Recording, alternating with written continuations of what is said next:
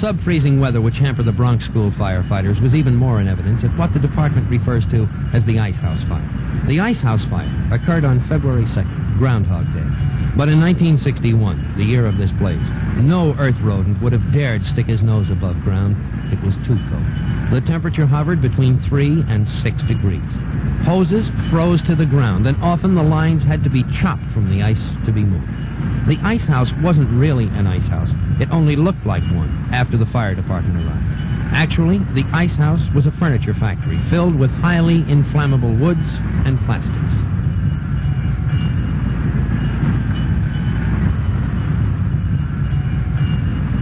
In a short time, the weather conditions and combustible contents of the building had turned the fire into a borough alarm. Companies from many sections of the city were summoned, but still the fire roared out of control and on into the night. The extinguishing operation was made even more difficult by the fact that the fire had to be fought from the outside. The structure was too near collapse to effectively reach the flames from within.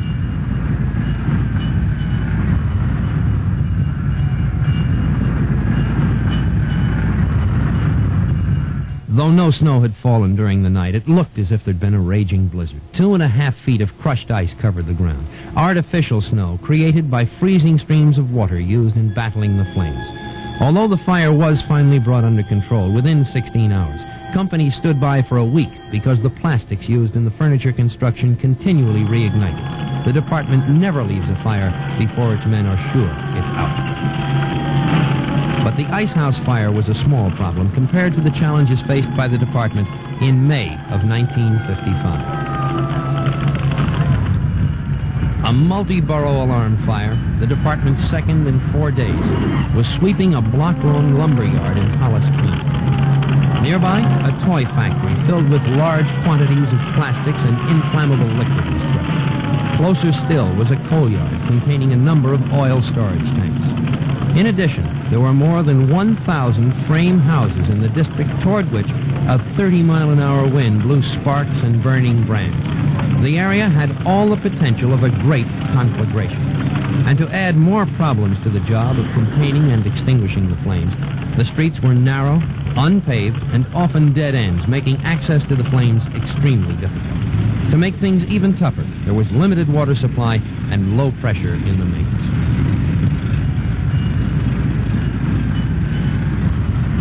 The department was faced by two immediate tasks. The first was to prevent the fire from spreading further and reaching the nearby residential district. The second, but equally important job, was to confine and extinguish the lumber yard inferno. The first task was accomplished by the department's spark patrols, units of firefighters who moved through the area, extinguishing windswept cinders before they could set off major fires of their own. The second task was accomplished by the work of 300 men and 65 companies which had been called from many sections of the city. The heat from the fire was so great that windows for blocks near the blaze cracked, and the men's special firefighting clothing became almost too hot to touch. The fire was brought under control within 2 hours after the first alarm had been turned in. Afterward, a department chief said a heroic stand had to be made, and it was. The situation seemed hopeless, but in keeping with the best traditions of the department, the necessary efforts were made. If anything, an understatement. One of the most spectacular fires of recent years, and one of the more disastrous, for what it damaged cannot be replaced, happened in June of 1960 at 23rd Street and 8th Avenue in Manhattan. The Grand Old Opera House, built in 1868.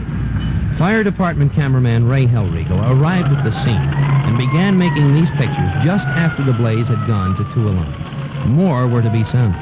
It would take 180 firemen almost an hour and a half of intense work before the Communications Bureau would be told by the man in charge of the firefighting operation that this one was under control.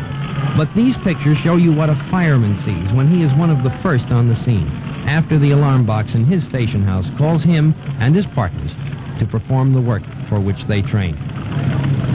The department was unscathed, but a theater died.